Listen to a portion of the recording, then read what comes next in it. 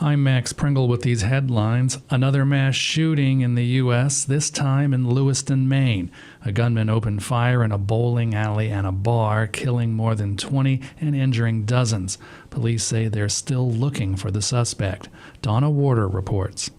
Police say the man opened fire at a bar and grill and a bowling alley in Lewiston Wednesday evening, and he's still on the loose. Michael Sawchuk is commissioner of the Maine Department of Public Safety. He appeared at a news conference carried by WMTW. Police are currently searching for a Robert R. Card, 4/4 of 1983 of Bowdoin.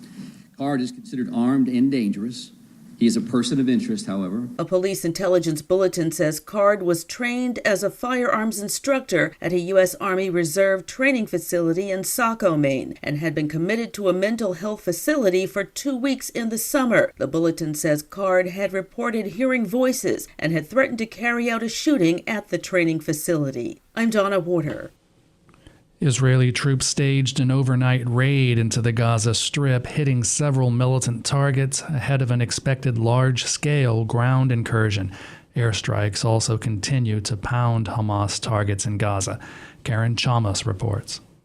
The raid comes as an Israeli blockade of much-needed fuel into Gaza has forced many medical facilities and hospitals to shut down. Meanwhile, the Palestinian representative at the UN, Riyad Mansour, lamented the lack of diplomatic action to help the humanitarian crisis. That the Security Council is paralyzed and it is not shouldering its responsibility of calling for an immediate ceasefire to stop the carnage in the Gaza Strip. Mansour was briefing reporters after a UN security meeting to discuss the Israel-Hamas war and the humanitarian situation on the ground. I'm Karen Chamas.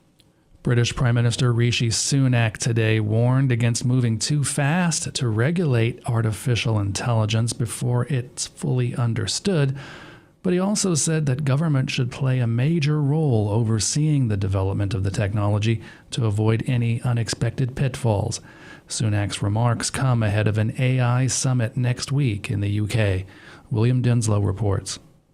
Rishi Sunak has equated artificial intelligence to electricity and the internet when it comes to the global benefits this technology can bring. And while the UK Prime Minister says that people don't need to lose sleep over the risks of AI, he adds they also can't be ignored. Only governments can properly assess the risk to national security, and only nation states have the power and legitimacy to keep their people safe. The UK is positioning itself as a leader in AI safety and is hosting a summit next week to bring together elected officials and industry experts from around the world to explore the benefits and dangers of this technology.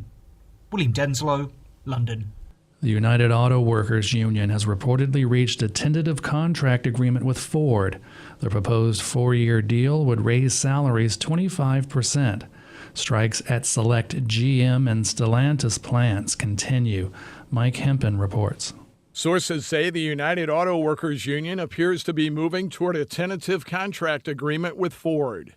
Two people with knowledge of the talks say the UAW made a counteroffer to Ford that proposes a 25% wage increase over the duration of a 4-year contract. Previously, Ford, Stellantis, and General Motors all had offered 23% pay increases. In addition, the sources, who asked not to be identified, say workers would still receive annual profit-sharing checks.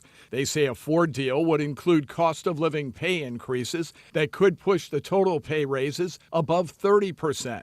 If the UAW can reach a tentative agreement with Ford, it would be used as a model to seek contract settlements with GM and Stellantis. Typically, a UAW deal with one automaker has led the other companies to match it with their own settlements. I'm Mike Hempen. And I'm Max Pringle. Those are some of the headlines.